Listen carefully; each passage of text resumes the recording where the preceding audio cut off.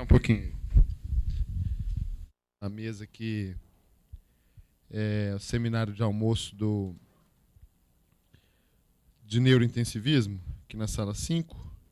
Então, nós vamos falar e tecer considerações sobre o AVC hemorrágico intraparencimatoso, o tratamento clínico e endovascular do vasoespasmo e hemorragia subaracnoide, o pós-operatório de neurocirurgia de tumores cerebrais, malformações arteriovenosas e monitorização do nível de sedação dos pacientes aí, em estado neurocrítico. Eu vou começar agora. Meu nome é Eric. Eu trabalho no Hospital das Clínicas da UFMG, trabalho também no Hospital João 23 e no Hospital Mater Dei em Belo Horizonte. Vou tecer considerações rápidas aqui sobre o AVC hemorrágico, mostrar para vocês alguns artigos da literatura e principalmente um artigo do Mendelow, que para mim é um artigo muito bem feito, muito bem estudado. São 1.033 pacientes e esse para mim, ele não fechou a questão sobre o tratamento cirúrgico do AVC hemorrágico intraparencimatoso, mas teceu realmente uma conduta mais científica sobre esse tema tão controverso. Pode passar. Pode passar. Então, o AVC hemorrágico, em geral, são 45 casos novos por 100 mil habitantes por ano. Para vocês terem uma noção, a incidência de esclerose múltipla é mais ou menos 18 casos novos por ano. A esclerose lateral amiotrófica, mais ou menos 12 casos novos por 100 mil por ano. A doença de Parkinson, mais ou menos 50 casos novos por 100 mil por ano. E o nosso AVC hemorrágico, 45 casos novos por 100 mil por ano. É uma doença neurológica relativamente frequente. Está entre as 5 doenças neurológicas mais comuns que causam grande morbidade. A gente vai excluir aí as cefaleias, as lombalgias e outras causas aí de consultas médicas, mas que não causam muito déficit nos nossos pacientes. Pode passar? 20% mais ou menos de todos os AVCs no mundo ocidental, então as casuísticas dos Estados Unidos, da Inglaterra e da Islândia mostram trabalhos epidemiológicos, tanto prospectivos quanto trabalhos epidemiológicos de cidades, né, algumas cidades que são monitorizadas epidemiologicamente, como Framingham e Rochester, nos Estados Unidos, em que a gente conhece toda a incidência de patologias adversas nesses pacientes. Descobrimos que mais ou menos são 20% de todos os AVCs são hemorrágicos. No Japão, já como a incidência de aterosclerose é muito menor e a tendência, então, um dos fatores de risco de acidente vascular cerebral hemorrágico é a hipocolesterolemia. Então, você tem o colesterol baixo, você tem mais chance de ter AVC hemorrágico do que quando você tem o colesterol alto. Então, os japoneses têm uma incidência maior de AVC hemorrágico. O AVC hemorrágico, então, ele pode ser intracerebral, 60% dos casos, ou hemorragia subaracnoide espontânea. Pode passar, vai passando. E a mortalidade é mais ou menos 14% nesses pacientes na primeira semana e entre 20% e 50% na mortalidade em um ano, nesse artigo da Journal of Neurologic Science, de 99, que é um artigo muito interessante sobre a epidemiologia dos pacientes após um ano de AVC hemorrágico. Então, eles pegaram 5 mil pacientes, foram olhar papeleta, estudo retrospectivo, olhar o que aconteceu com esses pacientes. Eles encontraram mais ou menos 40% de mortalidade em um ano nos pacientes com AVC hemorrágico, mesmo nos países desenvolvidos. Pode passar? Então, 10% dos AVCs são AVCs hemorrágicos intraparencimatosos. E eles respondem por 30% da mortalidade. Por que isso ocorre? Porque realmente o prognóstico é sombrio. O AVC hemorrágico intraparencimatoso é uma doença mais letal do que o acidente vascular cerebral isquêmico. E quais são os fatores de risco? A idade é um fator de risco isolado, um dos mais importantes. Então, a cada 10 anos de vida acima de 55 anos de idade, aumenta 2 vezes a chance de você ter um acidente vascular cerebral intraparencimatoso. Um outro dado, passa todos aí, por favor, até terminar. Isso, tá bom. Um outro dado interessante é sobre o consumo de álcool. Então, principalmente nos países escandinavos, então nesse trabalho finlandês, ele mostrou que os pacientes que tinham lidações alcoólicas, principalmente intensas, onde ocorria alteração do nível de consciência, esses pacientes tinham uma chance de ter AVC hemorrágico 7 vezes maior do que os pacientes que não tinham AVC hemorrágico por algum outro motivo. E, normalmente, esses AVCs eram mais lobares, não eram AVCs intraparencimatosos profundos, que é o que a gente conhece aí por causa da hipertensão arterial. O sexo predomina no masculino. Quem tem um AVC isquêmico ou um AVC hemorrágico prévio tem uma chance 23 vezes maior de ter outro AVC hemorrágico. O uso de cocaína é muito importante como fator de risco para acidente vascular cerebral hemorrágico em jovem. Então, você viu um garoto de 35, 40, 30 anos tendo um AVC hemorrágico, pode procurar a causa, que vai ser cocaína. E não é por causa da cocaína em si, no cara chegar e cheirar a cocaína, e sim o uso crônico que desenvolve uma vasculite. Então, essa friabilidade no vaso, nas artérias lentículo estriadas, vão favorecer aquele indivíduo a ter acidente vascular cerebral hemorrágico. Tá certo? Então, muitas vezes não é o uso naquele momento. Então, você vai lá, olha o nariz do cara, o cara não tem cocaína no nariz, mas ele já usa cocaína há muito tempo, e isso é a causa do AVC hemorrágico. A disfunção hepática e os anticoagulantes, não precisa nem falar, né? Os anticoagulantes, principalmente agora, que está um uso cada vez mais liberado de Marevan, de cumarínicos, e a gente tem que lembrar que são das drogas mais primitivas que a gente dispõe no nosso arsenal farmacêutico, né? O cumarínico, só para você ter uma noção, se você for aqui tomar um Marevan e comer uma feijoada, você não vai absorver nada do seu Marevan. Se você vir aqui comer, por exemplo, 3 pratos de couve, você vai absorver demais. E o seu RNA amanhã vai estar 5.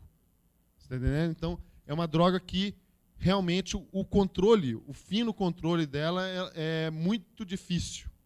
Então, a gente tem que tomar muito cuidado quando a gente indica anticoagulação para um paciente. Porque quem vai ver realmente a consequência disso vão ser nós, neurocirurgiões. Pode falar, pode passar? Então, aí, a causa mais comum de hemorragia intracerebral é a hipertensão arterial. Ainda dispõe dessas causas todas aqui. Aqui, mostrando um quadrinho do livro do Júlio Cruz. Pode passar? Então, a causa mais comum de hemorragia intraparencimatosa é a hipertensão arterial, vai ocorrer aí nos núcleos da base. Mais ou menos 60% de todos os AVCs hemorrágicos intraparencimatosos. O tratamento diminuiu a incidência, isso é muito importante, né? Então, os trabalhos todos mostraram, tanto os trabalhos de Framingham, os trabalhos de Rochester, todos os trabalhos epidemiológicos, cardiológicos, de tratamento da pressão, mostraram que a hemorragia subaracnoide não diminuiu a incidência quando tratou a hipertensão, porque a gente achava que a hipertensão era um fator de risco. E aí a gente viu que a gente diminuindo a hipertensão arterial, tratando a hipertensão, não alterou em nada, pelo contrário, aumentou a incidência de hemorragia subaracnoide. Mas diminuiu a incidência de hemorragia intraparencimatosa. Tá certo? E mais de 50% de todos os pacientes que têm AVC hemorrágico intraparencimatoso profundo, se você procurar, ele não está tomando remédio, ou parou de tomar o remédio recentemente, ou o governo parou de fornecer a medicação. Porque no Brasil, você sabe, né? O governo brasileiro gosta de 3 remédios: diazepam, fenobarbital e alfa-metildopa. Por quê? Para dopar todo mundo, deixar todo mundo em casa. E esses medicamentos, quando faltam, principalmente a alfa-metildopa, vocês sabem, é muito pior a hipertensão arterial que decorre da falta do medicamento do que a própria hipertensão do paciente. Então, o paciente tem aí pressão de 170 por 90, 180 por 90, toma metildopa, vai reduzir, é um bom antihipertensivo, mas quando ele para de tomar, a hipertensão rebote é muito maior do que a hipertensão que ele tinha antes, e por isso ele desenvolve um AVC hemorrágico. Pode passar. Então, a anticoagulação, fator de risco isolado, aumenta 10 vezes o risco. 61% de todos os AVCs hemorrágicos ocorrem nos 6 primeiros meses. É 1% ao ano a incidência aí de AVC hemorrágico nos pacientes anticoagulados. O volume do hematoma normalmente é o dobro do volume normal. A mortalidade é o triplo da mortalidade normal. E existem alguns riscos relativos com relação a outros medicamentos. Então, a anticoagulação que a gente está falando aqui é com cumarínico, né, o Marevan ou o Varfarin. Mas pacientes que utilizam AS e pacientes que utilizam heparina de baixo peso molecular também estão aí com um risco aumentado de ter AVC hemorrágico. Então, a gente lembra daquele trabalho chinês que tinha 300 mil pacientes usando AS. Eles tiveram uma incidência, a incidência era o dobro da incidência de AVCs hemorrágicos do que quem não usava AS. Tá certo? Só que isso não foi estatisticamente significativo para você contraindicar o AS no acidente vascular cerebral isquêmico. Tá certo? Então, vale a pena você dar o AS, mas você tem que lembrar que o AS pode realmente ter uma probabilidade pequena de favorecer o AVC hemorrágico. Pode passar? Então, outra coisa que a gente tem que lembrar sempre, que eu sempre bato na tecla quando eu dou essa aula de AVC hemorrágico, é a angiopatia amiloide. Então, a gente não pensa nisso, mas tem que se pensar cada vez mais, porque a proteína beta-amiloide já foi visto e já foi comprovado que ela faz uma fragilidade vascular e, com isso, existe uma tendência ao paciente a ter acidente vascular cerebral hemorrágico. E, muitas vezes, ele tem a função cognitiva completamente preservada, mas, mesmo assim, desenvolve o acidente vascular cerebral hemorrágico. Tá certo? Então, os 10% dos casos de AVC hemorrágico encefálico são causados por angiopatia amiloide. E como que você vai descobrir? Principalmente pela ressonância. Esse é um tipo de doença que você vai fazer o diagnóstico, vai aferir o diagnóstico pela ressonância magnética. A ressonância, ela vai te dar informação muito importante. Por quê? Quando você faz a tomografia, você vai ver lá várias pequenas áreas de leucomalácia e vai ver o AVC hemorrágico lobar recente. E você vai pensar o quê? Você vai pensar, esse paciente tem uma doença aterosclerótica ou uma doença microangiopática periventricular que causou essas leucomalácias e agora ele teve um AVC hemorrágico intraparenquimatoso. Mas, na verdade, não foi isso. Ele teve vários pequenos AVCs hemorrágicos durante a vida dele, silenciosos, que formaram aquelas clues, aqueles buracos, formaram aquelas leucomalácias, e na tomografia você não consegue saber isso. Quando você faz a ressonância, você vai ver aqui um pouquinho de hemociderina em volta daquelas leucomalácias, e aí você vai fazer o diagnóstico de angiopatia amiloide. Se tiver mais de 2 áreas dessas e um AVC recente, o critério diagnóstico está feito. O paciente na verdade, angiopatia amiloide. Isso vai alterar um pouco o tratamento dele? Não vai, porque a gente não tem nenhuma droga hoje que vá diminuir a incidência de AVC hemorrágico nos pacientes com angiopatia amiloide. Mas a gente vai poder primeiro o paciente vai poder ter o diagnóstico para você poder acompanhar melhor. Né, o depósito perivascular, como eu falei, hemorragias são múltiplas, lobares e recorrentes. Você tem uma incidência de 10% por ano, chance de 10% por ano de ter novos AVCs hemorrágicos. Tá certo? É muito comum na síndrome de Down, várias outras síndromes do colágeno, né, a síndrome de Ehlers-Danlos, a síndrome de Down, o rins policísticos, todas essas aí têm uma tendência a ter AVCs hemorrágicos, justamente por causa dessa proteína beta-amiloide. E se você vê um idoso com déficit cognitivo e um AVC hemorrágico, você tem que sempre pensar na angiopatia amiloide. Pode passar. Então, vou passar aqui, mostrando para vocês aqui essa angiopatia amiloide, também chamada antigamente de angiopatia congofílica. Né? Então, porque quando você fazia essa coloração aqui, que é a coloração de Congo, o azul de Congo, mostrava, então, uma impregnação dessa coloração em volta dos vasos. Aqui, então, um paciente que desenvolveu aqui, um AVC hemorrágico no claustrum e um AVC hemorrágico na junção temporo-occipital. E esse paciente, então, era um paciente idoso, com déficit cognitivo, e foi verificado depois no pós-mortem que ele foi angiopatia amiloide. Pode passar. A incidência aqui, então, onde que vai incidir a localização da hemorragia intraparenquimatosa, a gente já sabe de cor, né? Então, o putamen, o tálamo e os lobos cerebrais são os lugares mais acometidos. Pode passar. Então,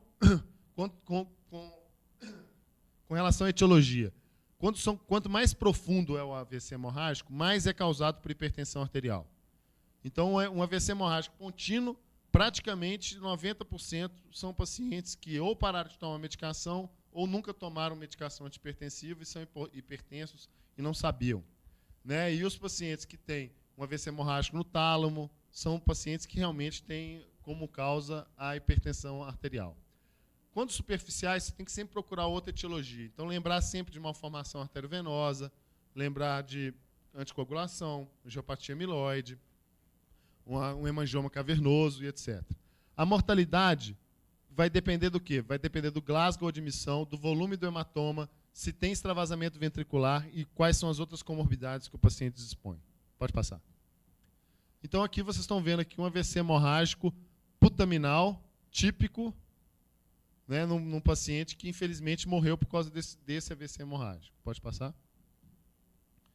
Aqui, do Netter, né, mostrando como que o AVC pode ocorrer, piora desse acidente, desse extravasamento sanguíneo, com o extravasamento para dentro do ventrículo e um hemoventrículo, que vai ser um fator de risco para hidrocefalia e piorando a morbidade e a mortalidade desses pacientes. Pode passar. Então, a apresentação clínica. O déficit, em geral, a gente pensa que quando a pessoa tem um AVC hemorrágico hiponeumatoso, vai ter aquele déficit súbito, com a dor de cabeça súbita. E, na verdade, a maioria das apresentações é com déficit progressivo. O déficit súbito, a pessoa que tem um déficit, por exemplo, ela está aqui, eu estou falando aqui com vocês, eu fico hemiplégico, subitamente, você pode apostar que eu tive um AVC isquêmico embólico. Eu tive alguma coisa e, naquele momento, houve uma embolia e ocluiu um vaso terminal no meu cérebro. Esse é o típico. O déficit súbito não é a hemorragia. O déficit súbito, em geral, é a embolia. O déficit progressivo, geralmente, é o que se apresenta o AVC hemorrágico. A pessoa tem uma dor de cabeça, ela começa a ter um déficit e isso vai se progredindo em intervalo rápido. Um intervalo rápido, de poucas horas. Tá certo? Normalmente, com cefaleia, pode ter vômitos. Hipertensão arterial está presente em 55% das vezes e o meningismo em 20%. Vamos passar, porque agora eu vou falar sobre tratamento rapidamente. Os exames complementares, a gente já não precisa nem falar, né? A tomografia de crânio tem que ser feita, é o exame mais rápido e é o exame melhor para ver sangue, né? Principalmente na fase aguda. Lembrar sempre de uma coisa importante. Se você tem uma assistência muito intensa e rápida, por exemplo, o cara que passa mal na frente do hospital, você leva para a tomografia, muitas vezes fica hipodenso o sangue. Quando o sangue é super, hiper agudo, muitas vezes a imagem fica hipodensa. Então, você vê uma coisa preta dentro do cérebro do paciente, você fica pensando, o que é isso? E tal. Na verdade, se passar 10 minutos, se fizer uma tomografia, vai estar branco. Então, isso aí já ocorreu com a gente lá, e a gente tem até trabalhos publicados mostrando o tanto que, se você for rápido na assistência, muitas vezes aparece uma imagem, ou muitas vezes aparece um nível, né, e que demonstra que o sangue está super agudo. Sempre fazer angiografia quando se tiver alguma suspeita de malformação, aneurisma, etc. Os exames complementares estão mais aí para os pacientes que estão com distúrbio de coagulação. Pode passar. E o tratamento? O tratamento vai ser o suporte básico de vida, sempre pensar no ABCD, né? Se o paciente tiver tido queda, lembrar sempre do colar cervical, né? E monitorizar a pressão intracraniana. Hoje em dia, o que se preconiza é a monitorização da pressão, principalmente para os pacientes que estão com Glasgow rebaixado. Então, quais são esses pacientes? Pacientes que estão com Glasgow abaixo de 9 e pacientes que têm a tomografia com sinais de hipertensão intracraniana. Quais são os sinais de hipertensão intracraniana? Apagamento do terceiro ventrículo, apagamento de cisterna, desvio da linha média, apagamento de sulco, hidrocefalia. Tá ok? Então, esses pacientes, eles merecem uma monitorização. Eles merecem muito mais uma monitorização do que uma cirurgia. Tá certo? A cirurgia, ela não vai responder ao anseio nem do médico nem do paciente. A drenagem cirúrgica, ela vai estar indicada em poucos casos, principalmente na fase aguda. Se você vê todos os trabalhos da literatura, mostram que os trabalhos de early surgery, ou seja, cirurgia precoce, todos eles saltam fora de cirurgia. Então, você não deve operar precocemente esses pacientes. Você deve avaliá-los muito bem. Se você avaliá-los e separá-los em grupos, você vai chegar numa solução muito melhor para o seu paciente. Por quê? Porque você vai separar em grupo e vai ver os pacientes que se beneficiam com o tratamento cirúrgico. Agora, se você operar todo mundo, você não vai ter bons resultados. Isso é a mesma coisa que cirurgia de coluna, tá certo? Então, AVC hemorrágico intraperitoneoso é a mesma coisa hoje. E lembrar sempre do tratamento da hidrocefalia. Esses pacientes vão fazer hidrocefalia. 20% deles vão ter hidrocefalia. Próximo. Então, aqui, um trabalho da New England de 2001, com impacto bem interessante, mostrou que o tratamento cirúrgico deve ser feito nos pacientes com hematoma cerebelar. Esses, sim, são pacientes que são grandes candidatos ao tratamento cirúrgico, principalmente quando o Glasgow abaixo de 13 ou o hematoma é maior do que 4 centímetros no seu maior diâmetro. Pacientes que têm potencial de herniação, ou seja, aquele paciente que está chegando lá, um paciente jovem, que teve um AVC hemorrágico putaminal, que está com uma anisocoria. Você está vendo que o uncus dele está pulando para fora. Esse paciente você não precisa nem monitorizar a PIC, você vai direto para o bloco, potencial de herniação. Paciente que está com a PIC aumentada a despeito do tratamento clínico. Paciente onde o volume do hematoma está entre 30 e 50 ml. Isso aqui é um trabalho baseado no trabalho japonês. E como é que você vai fazer o cálculo desse volume? Umas regras simples do volume da elipse. Configurando que o AVC, que o hematoma é uma elipse, você vai pegar a maior diâmetro, a maior profundidade, a maior largura, multiplicar todos eles e dividir por 2. E assim você vai ter seu volume dentro, com uma tomografia. E pacientes onde tem um AVC hemorrágico, por exemplo, lobar, frontal, onde numa área pouco eloquente, esses aí a gente vai ter uma liberdade maior de indicar o tratamento neurocirúrgico. Então, por exemplo, um paciente igual esse, foi um paciente que eu operei no começo do meu... eu acho que foi no meu 3º ano de residência, empolgado e tudo, o paciente estava Glasgow 8, e o chefe falando, não, calma, vamos lá e tal. Eu acabei operando, tomografia excelente, paciente péssimo. Igualzinho do jeito que ele estava antes. Ele manteve-se em Glasgow 8 após a tomografia do mesmo jeito. Então, assim, muitas vezes você tem um ótimo resultado tomográfico e péssimo resultado clínico. Pode passar? Então, basicamente, esse trabalho, que era o trabalho que eu queria mostrar para vocês, um trabalho que saiu na Lancet, que é uma revista com impacto médico muito alto, né? A segunda maior impacto do mundo de revista clínica médica, a primeira a New England, que é 64, e a Lancet é 48, levando em consideração que a Nature é 80 e poucos do impacto. E a Neurosurgery, por exemplo, é 1,4. Né? Então, isso é questão, o impacto é questão tanto que aquela revista vai alterar o pensamento médico no meio onde ela é distribuída. Né? Aqui, 1.033 pacientes, em 83 centros, é um estudo classe 1. O impacto, do ponto de vista de evidência clínica, é classe 1. 83 centros em 27 países.